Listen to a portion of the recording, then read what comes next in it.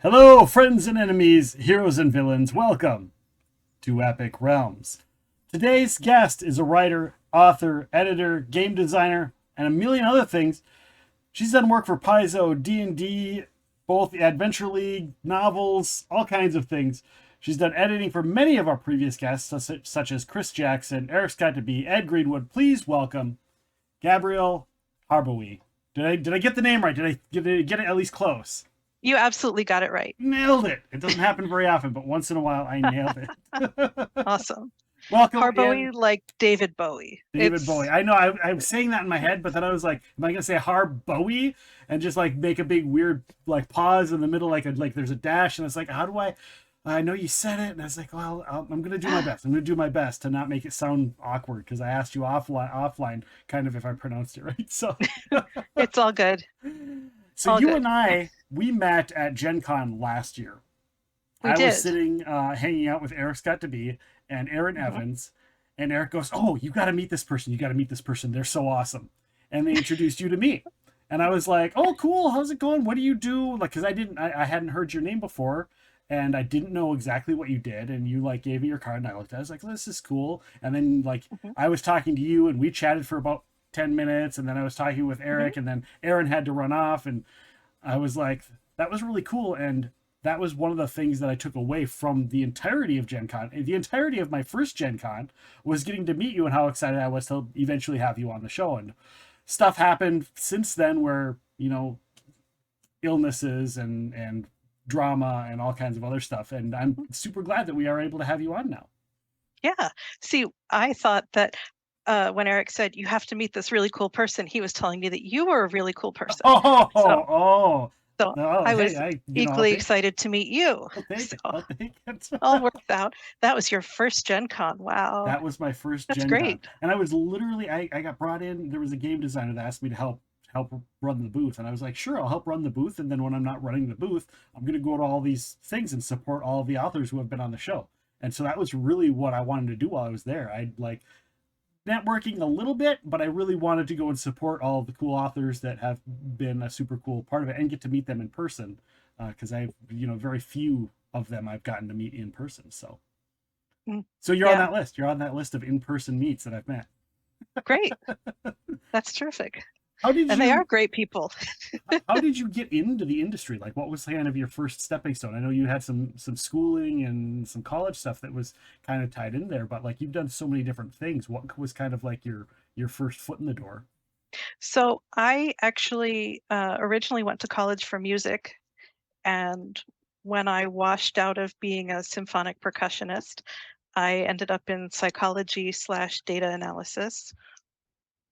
And this is related, I promise. Okay. And from data analysis, I ended up working at a major publisher in New York doing sales analysis. So, kind of forecasting unit costs, that sort of really super interesting stuff where you proofread a lot of spreadsheets. And when I realized that the person sitting across from me was proofreading the next book in a major blockbuster series, I thought, why am I doing this? How do I get to be the person who does that? Yeah.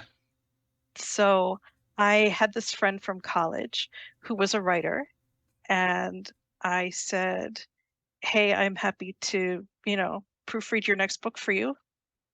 And they said, okay. And then I contacted their publisher, who was Gwen at Dragon Moon Press, and said, technically, I've already done work for you. Will you hire me? And she was elated and she said yes. And I started getting a whole bunch of freelance editing jobs.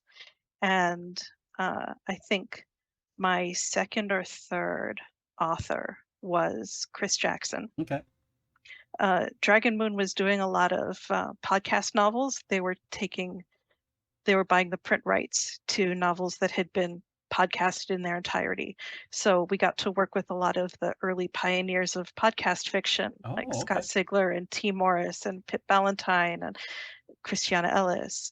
And so Chris Jackson was the first author that I worked with at Dragon Moon who was not a podcaster. Okay. And I actually, in a roundabout way, am the person who got Chris into writing for games. Now that's cool. That's something Because I'm so was it when you say you got him into it, was it like you got him into like doing like actual games or tie-in fiction?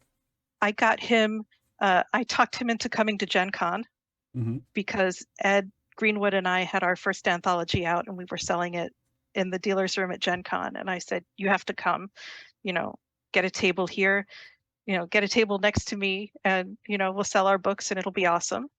And Chris went to Gen Con and went to a panel about writing tie-in fiction at Gen Con, gave his card to James Sutter at Paizo, and started writing tie-in fiction. That's awesome. That's awesome. James Sutter, another person we've had on the show for those that are watching or listening. You should have made a bingo card for this. I should have. You were talking about uh, getting Chris into some of the gaming stuff and tie-in fiction and whatnot, and Mhm, then eventually, of course, you had your book that came out that was like the last of the Pathfinder tales. mhm. How did you get introduced to role playing and the whole world of role playing? Wow. I got introduced to role playing in third grade in a year that starts with 19, mumble, mumble. Uh, my third grade teacher had us play D&D once a week instead of free reading time. We pushed the desks to the side, and anyone who wanted to could read, and anyone who wanted to could play dungeons. And Oh, we mapped out the map in masking tape on the floor and did the whole thing, and I was hooked. well, in the era of 19 mumble mumble, like there was a lot of stigma going on back in at least a Mhm. little bit before the end of that era. So Yeah, like to have that in school is that's really cool to see. I mean it was now very it's cool. commonplace to have D&D club and stuff like that, but Right. But yeah, I was at the very beginning of that, and then it went away for a long time, and now it's back. But I think this was 1980, so I will date myself with that. did And did you so it did you was know just who before people all of that panic sort of thing. yeah. Did you know who some of the like the authors, the Ed Greenwoods and stuff were getting into that, and then you were like you knew them and then later met them? Not really. I knew Mr. Lawrence's class, and that was all I knew from it. And then in high school, I played the Marvel superheroes game, Yeah. so I knew Jeff Grubb's name when I met him. Okay. Uh, and Ed's name was vaguely familiar, but I didn't really know from where.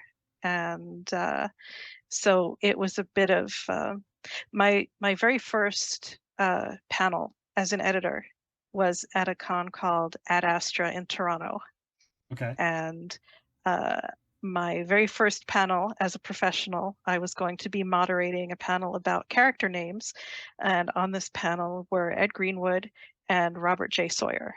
All right. And Rob Sawyer is one of the winningest authors in science fiction. I think he was the first science fiction author with a website. He had a TV series based on his books that was in development at the time. And Ed was Ed. So I went Yes. to do my research on these people and I was like, oh, great, no pressure. And I walk in the door and I said, I'm an editor. And they took me seriously as one. And they said, where do you work? And I said, Dragon Moon Press. And that's a Canadian sci-fi fantasy publisher. And they both knew it Yeah. and said, oh, you work with Gwen. Excellent. And they knew my publisher and some of my authors. And so it was very accepting. And there was no gatekeeping. There was no, prove you deserve to be here kind of Right. professional boundary. It was just, oh, you're an editor, welcome. Yeah. That is so cool. And it was great. That's After the awesome. panel, Ed and I chatted for a bit, and he said my agent would not allow me to give Dragon Moon a novel because of the amount that he requires that I get as an advance for a novel. Yeah. But if you happen to do an anthology, I would be happy to give you a short story. And I said, well, I don't have an anthology to put a short story in, but we could make an anthology. Yeah. And that's how that began. Oh, really? Yeah. That's really cool. So he said, I have this anthology idea I've been kicking around for a while, but it hasn't had a home. And we made it happen. And then we made two more happen. And then we did a different anthology with a different publisher. And we would love to do more, but time and schedules and funding and Yeah. all of that. But yeah, that was how that all began. I was gonna ask you how you, because you have so many anthologies that you have your fingers into. Like how, Mhm. like I was very curious how you got into so many anthologies, because oftentimes it's like people are authors and they will write the bigger books, or they're editors and they do the bigger books, and then they do an anthology here or there. But it seems to me like you do way more anthologies than anything else. And maybe I'm wrong, but I did. I did. Uh, Unfortunately, my mother passed away, and she was a huge sci-fi fantasy reader. She's the one who got me into reading science fiction and fantasy, and all the classics were right there on our shelf at home. Um, so I knew that there was no better way to use her inheritance than to fund this anthology with Ed. So I told Gwen at Dragon Moon, I will pay the authors pro rates out of the inheritance. If you publish it, Ed and I will do the work. And, he knows everybody who is everybody, and yeah, he'll get us, great names and great stories. And so that lasted for 3 books. yeah, And then Inheritance ran out, and we had kind of done that theme to death, and books ran out. yeah. We weren't even planning to do a second one, but when Mercedes Lackey walks up to you at a convention and says, "Why wasn't I in your book?" You make a new book to put Mercedes Lackey in. Yeah, that's really cool. And I'm sure Dragon Moon Press had, they were like, wait, we all we have to do is publish it. That's all we have to do, and we're gonna get all of this. Like I'm sure they were perfectly happy with having throwing their name on Yeah, absolutely. that. What's kind of your go-to, talking about gaming? What was kind of your some of your go-to gaming stuff back then? You mentioned Marvel, and Mhm. then also what is kind of some of the stuff you enjoy now? It was Marvel and D&D back then, and then I got into Pathfinder, um, mostly in conjunction with writing Pathfinder, Yeah, because uh, when you write the tie-in fiction for the game, you have to know the rules of the game. yeah, So I started playing in Pathfinder Society, and I found a local gaming group, and that was really cool. And got really into Pathfinder, and then didn't really get as into Pathfinder Second Edition. yeah. And at the same time, I ended up in with a bunch of friends who were playing 5e, so I ended up going back to 5e. And I think that's mostly what I'm playing now. Um, I like other systems. I love Shadowrun. Um, I would love to play more Fiasco, just putting that out there into the universe. Do it. Shadow of the Demon Lord is a fun system. Um, I'm pretty much open to trying all systems. The Modifius Dune is really cool. I haven't heard of that one. That one sounds Yeah, interesting. they have a D20 Dune game Okay. that's super into the political intrigue Oh, and has a great system set up for it. I So love me some political that intrigue. was neat. Those are some fun RPGs to sit down at a The table and sort of do. thing that I can't put my head around to run it, but I love to play it. Right, right. Yeah, those are sometimes difficult. Yeah, Do you find yourself being more of a player or more of a game master? I'm one of those people who is ultimately an introvert, but I step up if no one else is going to step up. So I end up running games as much as I end up playing them, I think. But you enjoy being a player a little bit more just because of the I enjoy introvertedness? both. I enjoy both. When I DM, the thing that I really miss is leveling up. So I have a hidden character in all my games, like on Roll20 or whatever. And when the party levels up, then I level up, and then I feel like I'm not missing out on the thrill of leveling up. That's great. That's great for people who have the same issue that, like, I wish I had a character, because so many people, their downfall is they're going to GM but they have a character in the game as well. And sometimes that's really hard to do without it being distracting, or play favoritism towards yourself, even though you're not. So Yeah, that's a great way of having kind of having both worlds. Yeah, I don't have a character in the games that I run, uh, but I have one on the side in case I need it, Yeah, and that helps me, with that fear of missing out kind of feeling. right, for sure. You've done a couple adventures as well for both Paizo and for D&D, correct? Hmm. Yep, How I did a how did those come about? Because obviously those aren't novels, those aren't really editing. yes, That's a completely different style of anything. it is. That came about through connections, really. The Pathfinder adventure came about because I was on a panel at a con uh, with some Paizo people, including John Compton, who was running organized play at the time. Okay. And I happened to mention to him afterwards I would love to try writing on the adventure side of things as well. And they kept me in mind, and a while later contacted me and said, if you're still interested, we have an adventure for you. Okay. And then I leveraged that, and um, I was actually at a wedding in Seattle that was a couple of game industry people who were friends of a friend.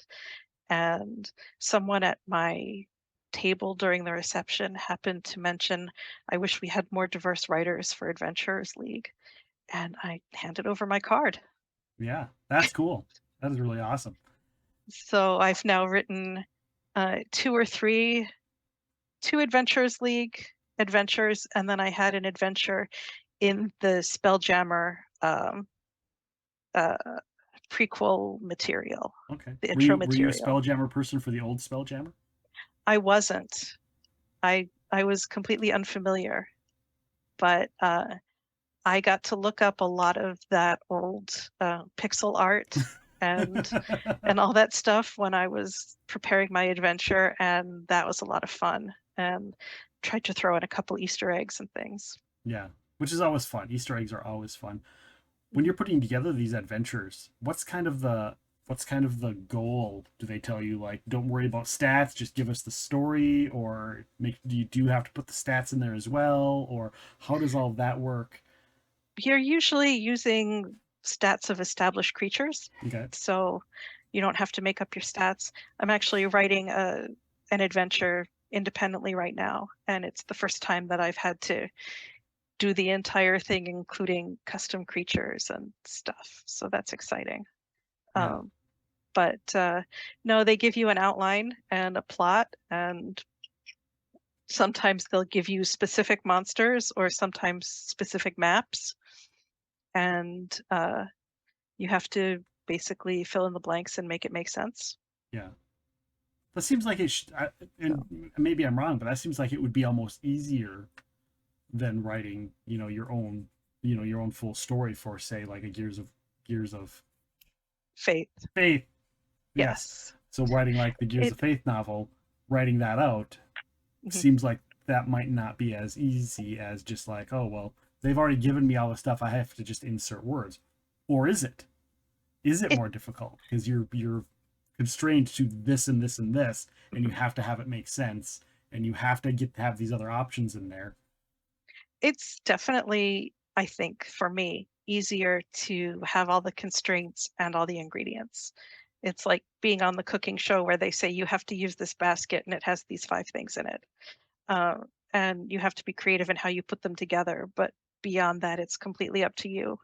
I think that's a fun kind of challenge. That's Yeah. kind of, um, I've always been the sort of person who looks at role playing games or like World of Warcraft and tries to fit real world rules to the game mechanics and, answer questions like how come you can stack 20 empty vials but only 5 healing potions? Well, it's because the vials stack and nest in each other, and once you put the cork in them, they don't do that anymore, and things like that. Yeah. And yeah, before someone says it on the chat, I know that they changed those stacks. I'm an old timer. But oh, you carry your mount in your bag. How does that work? Right. Or, I was always the person who tried to come up with reasons for that stuff, even facetiously. How bad do healing potions taste if you would rather die than drink a second one within 2 minutes of the first one? Right. So I think that lent itself very naturally to writing fiction for games, Yeah. because I was already thinking along those lines. Well, how would I make this, you know, make sense in a world context? And how do I make sense of the fact that a cleric has to refresh their spells every morning, Yeah. and bring logic to that? So I had a lot of fun with that.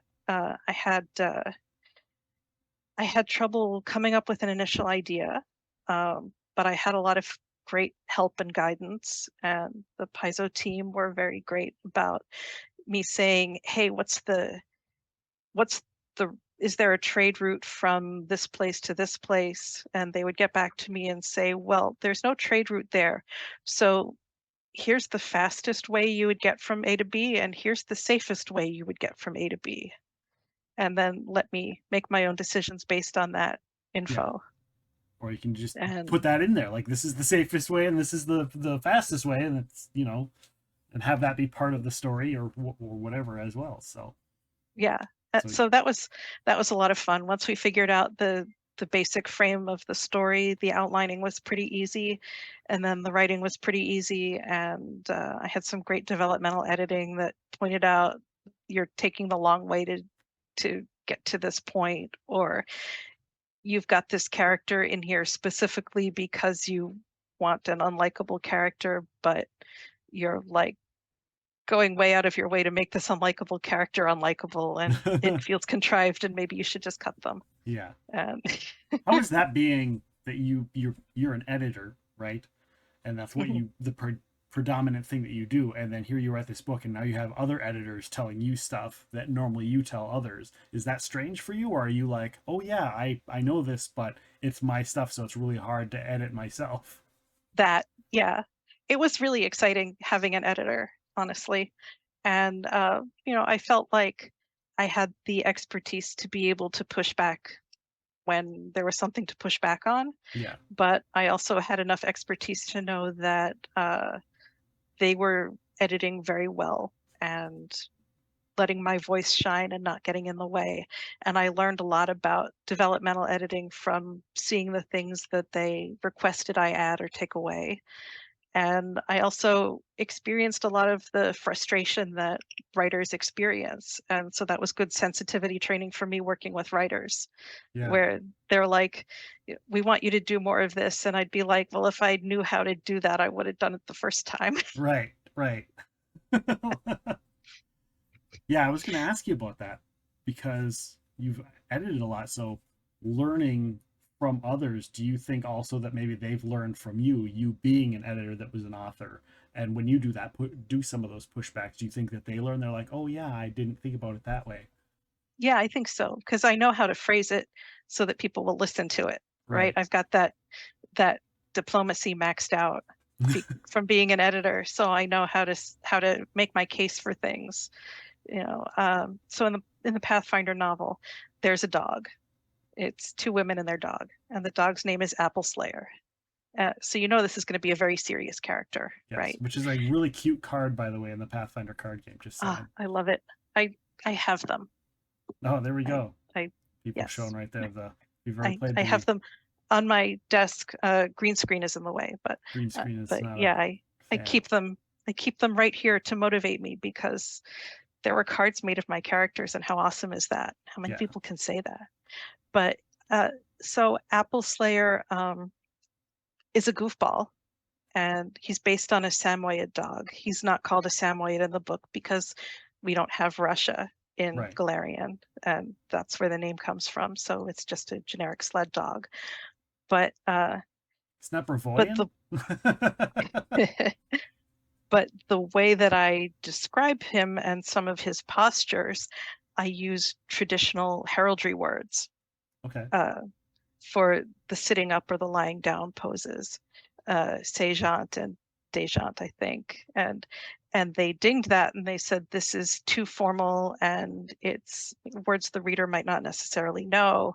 And I said, I really want that formality because he is such a goofball that when he's doing his official function as a guard dog or a fighting dog or a combat mount, I want to show that seriousness, and I want to use that for contrast. And they said, okay, fair enough. Yeah, And that stayed in. that's cool.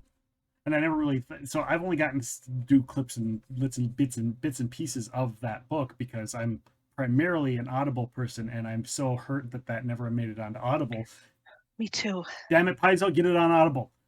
Yeah. So like I have a hard time sitting down, and our audience knows this, that I have a hard time sitting down with a physical copy of anything and reading Mhm. it. But I still like, my friend Matt has all the physical copies. So I'm like, I need to borrow that. And so I like grab it and I'm like trying to read it, and I'm like, oh, but I Mhm. really like this is really cool, and I like and it's the only one I haven't gotten through yet, and I just and still to this day Yeah. I'm still like that's my one drawback, is that's the one Paizo book that I haven't gotten through, but I just have such a hard time Mhm. with physical copies. Although maybe Yeah. I'll get there's a program that reads books to you that just it's not as good as an audiobook narrator, but Mhm. maybe I'll have to sniff I've that a I've little. actually been thinking about like narrating a chapter here and there, and um, if I can find a rights sensitive way to do that, that I'm not infringing on Paizo, Yeah, I would love to, do a like a live reading maybe for they'll let you my do it through Patreon the or something. what's their Pathfinder Infinite. Maybe they'd allow it to do that and release it on Pathfinder Infinite for people. Maybe I should check with them. Yeah, definitely, for sure, for sure. Yeah, the rights are difficult on that. It's tangled because that was part of the Paizo Tor deal, so they Yeah, share the rights with Tor, and it's confusing. yeah, But that's completely but there's got to understandable. be a way, because you could do a live reading of a book and no one Right. can stop you. It's just if you record it for money, then it's a problem. Yeah. So there's got to be a way. We'll figure it out. You also worked with Ed on what's known as the Ed Greenwood group, Yes. and he released Helma stuff, and you had the Helma book. Tell us a little bit about that and how that, like, how did Ed bring you in on that? Um, Ed waited until my Pathfinder book was done Okay. because he knew that they had only given me 6 months to write that. Uh, and then he said, I'm doing this thing. Uh, Tell me the ways in which you would like to be involved, and I will involve you. Because Ed's whole philosophy with that was that it was creator led, creator run, and the creatives would decide what they wanted to do and how they wanted to do it, and he would Yeah. support them. So uh, we had great artwork by Eric Belial, and it was basically a whole bunch of demon portraits, and we all got to pick one. Oh, I And didn't know you that. claimed your portrait, and then you wrote your book about that character that was in the portrait. So I picked this really stunning Black woman with electric blue eyes and electric blue runes in her skin, and decided that those were magical tattoos and that she was a tattoo artist. And there was a hint of a wing, so I thought maybe she was a bit of a shapeshifter. And it all went from there. And I had such a blast writing that character. Unfortunately, the Ed Greenwood group did not last, but Ed was, always and ever a gentleman and made sure everybody got their rights back. Yeah. And so I stripped out all of Ed's IP from that project, and that became Ether's Pawn. And so a lot of that will be familiar to people who read Of the Essence. It just doesn't have demons. Yeah. My character is a djinn instead of a demon. Which And people that are watching the live stream or watch the video of this will know. They can see the images scrolling by, so you guys get a little bit of a reference on that. mhm, It's really cool that you gotten to work with that. It's really cool that Ed gave so much back to the community. You were obviously weren't the only one in that, so it's really cool to see that. What kind of experiences did you take away from that you look back and you're like, man, if this didn't happen, I wouldn't have this skill or wouldn't have that knowledge. well, I definitely wouldn't have that book and those characters, and they've become a huge part of me. So that's fantastic. I also learned a lot about editing in a group. Um, I was eventually promoted to senior editor, and I was able to edit a lot of the other novels Mm-hmm. in Ed's worlds. And I had some style and personal opinion conflicts with other editors under me, and learned a lot about how to be a team player instead of just the boss. Yeah. Because when you're freelancing, you can tell your client your opinion and your opinion goes, and they can either incorporate your edits or not, and it's up to them. But there's no pushback. It's either they do what you say or they ignore you, and you never know. It's Yeah. like you send your kid off to school with mittens. You don't know if they're going to wear them, but you've done your diligence by telling them it's cold out, you're going to get frostbite, take your mittens, Right. and they take them. They may trade their mittens for a brownie at lunch. You don't know, but you've done your job. I like that comparison. It's mittens to brownies. I mean, priorities. I mean, I But think I would sacrifice some brownies for some mittens. Or sacrifice some mittens for some brownies. Let's be honest. depends on how cold it is, right? Yeah, I guess being But from Minnesota, maybe I changed my mind in the latter half of the year. right. But when you work for a publisher, you have that weight behind you where you can say, uh, you know, you can follow my edits or you can follow my edits. Yeah. But when you're delegating to other editors and it's their objective opinion plus your objective opinion plus the author's objective opinion, then it's a lot harder to sort of, be the voice of judgment on that. You Yeah. have to learn a lot more diplomacy. Do you think that that dichotomy can harm a book just as easily as it can help, having that many people like having completely different opinions on how something should be done? Yeah, it absolutely can. And I would never want to run a team of editors again for that reason. Because no, I know this is objectively correct and that I'm objectively correct, but other people may not agree with that. Right. They also But think that they are objectively correct. right. What Yeah, and that's the author is the person who suffers there because it's mom, dad, stop fighting. Right. Yeah. Please, it's my book. Yeah. So if you get the publisher to agree with you, you get the publisher to say, this editor is acting with my authority and everything that they say goes, then I can say, this is the rule as written. This is the rule as you must follow it. Or this is my suggestion and it's up to you. Yeah. But it's my decision. It's not anybody else's decision. And I think it makes it a smoother process. And I am always listening to the author. And if the author has a good reason for what they're doing, then that's the most important thing. I call this having empathy for fiction. Okay. Where fiction is malleable and fiction is full of variation, and fiction makes its own rules. Right.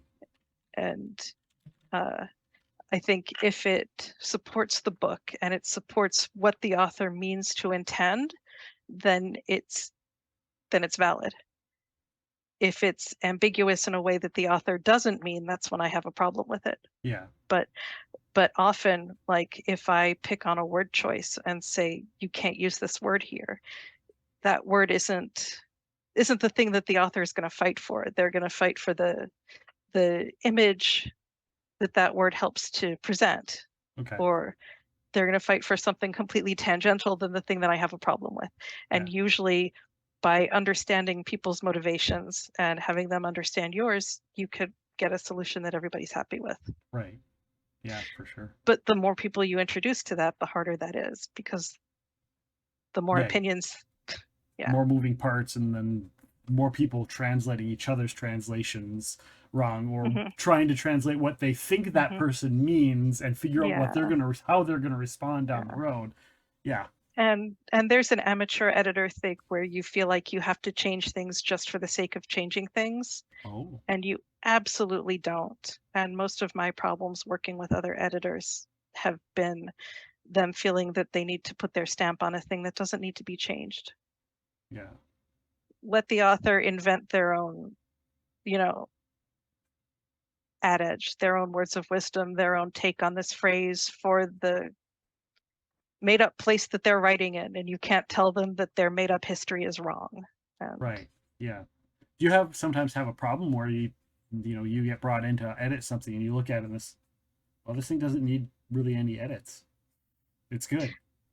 that is that is a fear that I have. Uh, but it rarely happens. Usually there's something to say.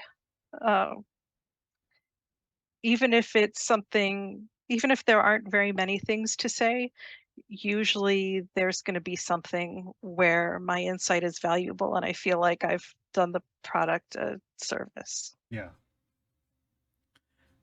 You also worked for a company called Pyr. Am I pronouncing that right? Pyr? Pyre, Pyr. pyre. That makes I should have caught that as soon as I said it. Uh, That's okay. you did a lot of works for them. I did, yeah. What's the relationship there? How did you get in with them? Tell us a little bit about that. I got this email one day when I had been editing for a couple of years from a manager at that company, Okay. actually at their parent company, saying that they were looking for a copy editor and they wanted to know if I was available. And I squealed out loud and then did a whole bunch of research to see if this was even legit. Because there was no editing test, there was no interview, there was just, are you available to take on these books by these Hugo winning authors? Right. Yes, no. And I was floored and stunned and very happy. I had met Lou Anders a couple of times. I had gone to their booth at Dragon Con and had asked him, how does one get to be an editor where you're standing? And he gave me the kind of answer that you would give any random person at a con, and then, you know, went on to deal with other things that needed his attention. Right. But it was out of the blue as far as I was concerned. And one time I asked the manager who hired me, how did you find me? What did what did I do? Yeah. What did I do right? And she said, anyone in the field knows who you are and knows your work and knows your blog at the time. So I was really stunned. I was very active on my blog and I was writing editing advice 2 days a week. And most of it was just sort of out my butt. I mean, Yeah. I'd never been formally trained. It was all just my experience talking, and my experience at that point was at least 10 years less than my experience at this point. Right. um, but I guess I said good, insightful things and hit a nerve, and they brought me on as one of, I think, very few copy editors at that time. So I got to work on a lot of the books, and there was a span of a couple of years where I touched almost all of the releases. And then they asked me to work their table at Dragon Con, and because I had worked on all these books and I could recommend them from experience. Yeah. You know So what's in then I them all. got to meet all my authors, and that was great too. Yeah, that is great because a lot of people don't get to meet their authors in Yeah, person. They do their work and then they move on, and that's yeah, that. yeah. And I've been very lucky to build personal rapport with so many of the people that I've worked with. And now, I mean, it's my favorite thing about the job, honestly, is that I've gotten to meet and connect with all of these great people, and that has also built more editing rapport and more credential because, we're friends and they trust my judgment because I've worked with them on books before. Yeah. And I can also modify the kinds of comments that I leave to be more friendly and teasing and fun uh, when I know the person. Yeah, for sure. How was that for you to go to hear?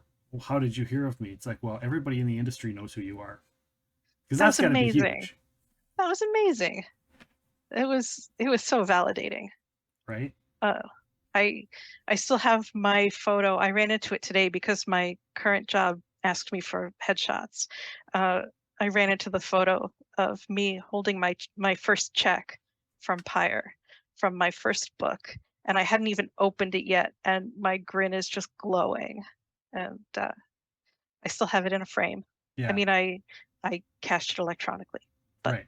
I still kept the physical one for That's a printing. great idea to do it electronically so you can keep the physical version. Yeah, Never really thought about yeah. And that was Aaron Hoffman's series that I'm not going to remember the name of right now. that. When you're talking, because you mentioned you do a lot of copy editing, there's a lot of different Mhm. kinds of editors. So when you're talking copy editing, what kind of work does that entail? Is it just like changing words around, or changing the overall story, or like the final touches? Tell our audience a little bit about like specifically what copy editing is compared to the others. So copy editing and line editing are things that people use interchangeably, and it's basically going through on a line by line basis and doing the sentence level editing. But it also includes like fact checking and continuity, and someone's eyes were blue in the last chapter and they're green in this chapter, or this guy died in the battle 5 chapters ago, so why does he have lines here? You should maybe give those lines to somebody else. Yeah. uh, and things like that. In addition to, you use the word down 3 times in this sentence, let's replace that with something else, or uh, grammar and punctuation mechanics and things like that. I'm assuming So it's past very tense, much present tense, and all that kind of stuff as well. That's mhm, like the major point editing of work. view. Yeah, that's the intensive technical mechanical editing, logical flow, continuity, that sort of thing. Developmental editing is more the arcs, the characters' arcs, the plot arcs, that sort of thing. Um, and then proofreading is after you have your final version and it's been bound up into a galley, which is the dress rehearsal of making a book. Yeah. You bind it up into a book and then you look at it again. Uh, that's called the final proof. So proofreading is reading the final proof and making sure that there were no typos or layout format errors. If you have separators between scenes in your chapter, making sure that you get the dingbat character instead of the number sign and things like that. Um, Making sure that the formatting has been applied to all the chapter headings, that sort of thing. Is that usually the copy that they send out to like media and whatnot? Is that same one Mhm. that you guys are looking at? Yeah, so if you see advanced reader The copy advanced reader or copies. uncorrected proof, that means that it's the one that the proofreader is going to be looking at to do their proofreading. Awesome. And I do that too, So that's but not the fun necessarily ever the final copy. So when an author sends me one of those books before I have them on the show and I'm looking at it and I go, I hope this comes out on audiobook. And I go, and I tell my wife, can you read this and tell me about it? Uh, then that's the copy that's going to be eventually changed for any little things that end up in there. So that's super cool. right, for the final print. Yeah. Nice. Change of subject, switching out here a little bit. Okay. You're also a judge for some awards, right? I have been, You did the yes, Parsec Awards, the a few years. Andre Norton. Andre Norton Award, when that was juried. That no longer has a jury, but yeah, that was a great experience to do that one year. Tell me about some of the processes. Like, how does that come about? How do you process through that? You're working with other people. Is it like everybody has to vote on things? You read through things. Tell us a little bit about that process because I find that really fascinating. We've had a couple award winners for both. We had Nathan Lowell, who's had multiple Parsec awards Hmm. on here, and we brought it up. And I'm really curious how some of these awards get judged. You mean the actual process of judging? The process of Um, judging your independent anything, to be honest, because like that so doesn't get talked about enough. I don't think. so different awards handle it different ways, Okay. and if there's the Norton Award jury was basically anyone could nominate any book, but the jury was there to look for books that were notable, that fell through the cracks. Okay. So we had lots and lots of publishers sending us lots and lots of books, and I lived in a library for a while. There were many, many, many books. And that one was more collaborative, where the jurors would get together and talk about the books, and we had to, in the end, come up with our own recommendations Okay. as a jury. But with things like the Parsec Awards, and the Scribe Awards, which is the award for tie-in fiction, the International Association of Media Tie-in Writers does the Scribe Awards at Yeah. Comic-Con. That one is more a committee narrows down to the final entries, and the judges get copies of those final nominees and then basically fill out scorecards. Okay. And it's individual and not collaborative. And then someone tallies those up later. What kind of things are on the scorecards? Like, this book is too long, 1 through 10, or I mean, it's usually, there's usually a judge's choice, subjective kind of rating. There's usually how well it fits the category. For the parsecs, there's audio quality is important. yeah, It varies. I'm not sure that I could, share the exact scorecard, but I'm pretty sure right. that Just as an any idea, individual, just as an yeah, idea, yeah, I'm pretty sure that any individual website talks about what characteristics they're judging on, because they kind of have to, yeah. probably, so that people know that there's a semblance of structure and fairness. And for those that But don't know, the Parsec is podcast fiction, basically, right? So yes. it's an audio. It's kind of like the earlier precursor of audiobooks, really, when you think about it. hmm It So really is. I mean, there were audiobooks, but the idea that you would give your fiction away for free as a podcast was new at the time. right, And people thought, well, why do you do that? What can you possibly gain from that? And it was about exposure a lot of times. And then it was about companies like Dragon Moon buying the print rights for podcast novels. yeah, And it was a launching off point for careers. So, like Scott Sigler, who got his start doing audiobooks, and now it's a national bestseller. right, yeah. All thanks to that. Yeah. I actually was nominated for a Parsec Award and lost to Scott Sigler. Oh, really? Well, I mean, if you're going to lose to anyone, right? Right? Well, yeah, of course. I mean, anyone in that industry has lost to Scott Sigler. It's a badge of honor. You're currently in the process of doing literary agency, correct? Yes, I You am in want to? training. I am an intern to I don't become a know. literary agent. I don't know how much you can tell us, uh, because I'm sure that there are things that you can't talk about. But what is kind of the process of going from like intern and then learning it? There is so much to learn. There's just, I mean, so slush, for anyone who's unfamiliar with the term, slush is the catch-all term for unsolicited submissions of fiction, nonfiction, whatever. So publishers that accept unagented submissions receive a lot of slush. Agents receive a lot of slush. Short fiction magazines, of which I worked with a few, receive a lot of slush. So this is a thing that I was familiar with from doing acquisitions at Dragon Moon and for reading for anthologies and reading for Apex Magazine, but it's a whole different level at the agency.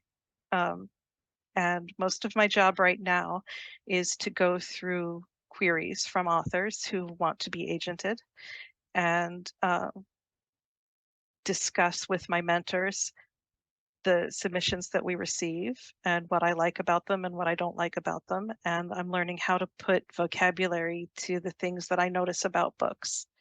And it's honestly amazing. I'm learning so much, and this is exactly where I want to be. And I feel like all of my writing, editing, publishing experience has led me to this point where I am learning how to talk about books in a more succinct, deliberate way, Okay. and using my experience as an author to have sensitivity for what this process entails, and using my experience as an editor to see what can be changed, what what are the flaws in a piece, what causes those flaws. Um, I have so much to learn.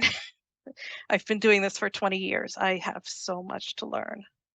But do you think that your past experience gives you a lot of things that other people that might not have had that background, you can come in and you have a completely different set of eyes than a lot of those people do? I think so. I think so. But I also think that there's like there's a lot of crazy stuff out there, and I hate to use an ableist word, but there's a lot of there people write some stuff, let me tell you. Yeah. And I think the thing that I've learned that they haven't learned yet is you never say, now I've seen everything. Now you say, now I'm one step closer to having seen everything. And but that's for the bad stuff as well as for the good stuff. Right. And and I feel like I maybe have a little bit of experience over someone who's been a casual reader and a fan of reading. But I have a colleague who's a writer and a teacher who's another intern. And there's another intern who's been a bookseller who's bought books for bookstores. So they have their own different kind of eye. And I Yeah. think we all bring something different to it. But I think uh, we're all receptive and we all want to like every book. And we're all very flexible and adaptable. And that's the thing we have in common. But I've definitely seen, there are things that other people are agog at that I've seen before. Yeah. But then there are things that I haven't. What do you think the next, like, kind of some of the next steps are? Because obviously you say you're looking at a lot of slush stuff and like filtering. It seems like you're doing a lot of filtering, but at some point you're going to have to learn like actually representing those authors, correct? Hmm. And Yeah, have you branched into some of that yet, or have you learned some of that part of the process? I I've been to a few acquisitions meetings where the team talks about books that one agent or another wants to acquire. And we've all read the book and we talk about the pros and cons of the book and what we think it needs and where we think its strengths are and who we think would be a good fit for it, publisher wise. Um, I've picked a couple books out of the slush pile that I'm absolutely in love with. Uh, so even though I can't be the one to represent them yet, and I wouldn't want to be because I don't know how to do that. Right. But yeah, but I've picked books that I'm in love with, and I hope to go through the whole life cycle of that process with them and Yeah. see what it's like to go through acquisitions and then go back and meet with the author and then offer them representation and then learn how to um, develop a pitch for publishers and choose which publishers to pitch to and do the actual pitching. Yeah. And a lot of that is still sorcery to me.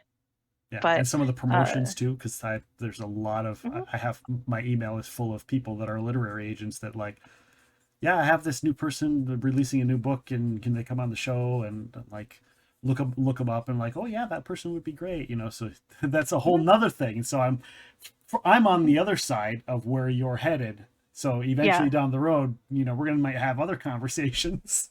right. Where I'm going to say, you absolutely have to have this person on because they've written a great book and it's exactly your thing. Right, Yeah, exactly. yeah. I don't know how to get there yet, but I am on the way there. Well, I wish you the And best of luck that because that sounds so excites much fun. me. I can tell by the look on your face and the enthusiasm how excited you are for doing this, and that makes me happy that you get to do I something really really awesome am. like that. I have been advocating for authors for a long time now, and being the one on the author's side against the publisher, against, the world. So being able to make my job advocating for authors and saying, hey, you really need to buy this book because it's amazing. Yeah, Saying that to a publisher is my dream, especially since I'm friends with so many amazing writers right, also. right. And there are only more great authors and great books out there. So it's really exciting to think that, I loved discovering new authors at Dragon Moon. And and to be able to discover more new authors and be in a position of greater power to help them is Right. awesome. That's great. Are you still doing editing while you're doing that? Are you kind of like Yeah, all kinds of different things all at once?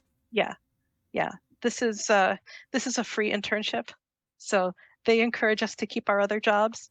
That's good. And in fact, I feel like Corvisiero, that's the agency that I'm working for, is sort of actively testing us. Like you you are expected to keep a work-life balance, and if you can't do that, maybe we don't want you, Yeah, which blows me away, and I think it's wonderful. that is And I think wonderful. more employers should do that. And I But think it's good yeah, because as it also seems like it's yeah, it's a free internship, but at the same time, it's also like getting free schooling. So it kind of works it both really ways. is. I feel like I'm getting a free 3-month course in how to be an agent, and I find that invaluable. Yeah, So I'm happy to do it. I just have to have a disclaimer with my editing clients now saying that if I accept money for this, it is unethical for me to turn around and represent it as an agent, so I wouldn't do that. yeah, So if you want me to represent this down the road, don't hire me to edit it now. right. Yeah, But I mean, I'm not at a point where I can represent anything anyway, so it doesn't matter. But I'm getting used to using that legal language that they gave me and so it's good that, to know ahead of time for sure, yeah, for yeah, sure. so there's no conflict of interest. How do you balance all of the different things? Because you're writing, you're editing, you're doing tie-in fiction, anthologies, RPGs. You're learning this. How do you balance all of the different things in your life? Because usually most people are like, I'm an editor and maybe I wrote one book, or I'm an author. Period. I don't edit anything. Yeah, but also you work in an office and you ski on the weekends and you have your weekly D&D game and you know, everybody has a whole bunch of different interests, and so everybody has to figure out how to balance them. And I think it was an epiphany when I realized that I was not unique in that I was in the same position as everybody else having to manage their projects in their life. Yeah. Um, so I am not doing tie-in fiction right now. I am working on a novel or three, and also on a one-shot adventure that I hope to have ready for Drive Through RPG by Gen Con. I don't know if I'm going to make it, but that's my goal. I hope you make it. Um, I hope you do. I hope I do too. Uh, I have some really awesome people, including Ed Greenwood, who offered to playtest it for me. So I need to finish it so I can get to that awesome playtest. Yeah. That's my goal right now.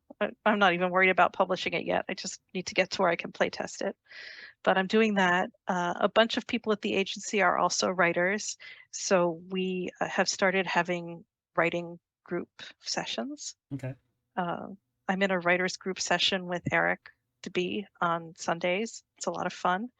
Um, that really helps get me motivated. We all work on our projects, no office work, just personal work. Okay. And so that's how I make time for that. Editing, I I've had to cut way down on my editing schedule, but also it's my sole income at this point personally, so Yeah. I can't let it go completely. I just have to be a lot more selective and learn how to say no to things. Which is hard, right? Isn't that hard? It is hard. It's a lot easier to say no to my personal writing, honestly. Yeah. That's the thing that's easiest to let go. Like, oh, I don't need to write this. It's just for me. It doesn't have a deadline. Well, that's good that you're in that group to help you out with that and make sure you get to spend some time on that. Yeah, it So really is. Because otherwise, I would probably continue to let it slide if I didn't have external pressure, external deadlines. yeah. I would just say, oh, like I've done with this adventure where I say, oh, this isn't due until August. I have plenty of time, which was true in May, but it's not true Not anymore. true anymore. No, not at all. You got a Patreon as well. What's on the Yes. Patreon? What can people expect from your Patreon? So my Patreon is a fledgling Patreon at the moment, which means that I am actively taking input from subscribers and gearing my content to what they want to see. So I have editing tips, I have writing stuff, I have game writing stuff. I have a tier where you can play a role-playing game with me once a month. I have a tier where I can give you a one-on-one mentoring session or just cheerleading on your current project. But it's too early to really have a set theme. It's still evolving, and I really want it to be whatever is the most useful for people. Everyone go and check out that Patreon, patreon.com/Gabrielle_H. You Tiers also, start at $3. It's really cheap. it is, and you've got some people in there. You've got some people in there that are coming in Yeah, I already. do. So I've got building it up. 8 people, I think. So I consider that still fledgling. Yeah, and you never know with But Patreon. Like I've had a Patreon for like 4 years. I haven't been promoting it or anything because I just don't mhm, know. I don't know how to build it or what to do with it. And so every time I see someone, I'm like, yes, do it, do it. You can do it. yeah, And yeah. so that's I, exciting. I'm treating it the way I used to treat my blog, except that I'm going a little more in depth because people are paying for this content. So you get more than just a blog post that I'm, throwing out a couple paragraphs just to say I wrote something. Right. This is actually a little more insightful, and I going into the behind the scenes on some of my books. And I have a new patron who requested querying advice, so I'm going to be doing a series on that. And so lots of potential for exciting stuff. I've worked all around the industry, and I'm happy to share my knowledge. There's nothing I enjoy more. So, whatever people want to see, I'm happy to provide, That's cool. Cool. You're gonna including be at cat Gen Con. pictures, and I will be at Gen Con.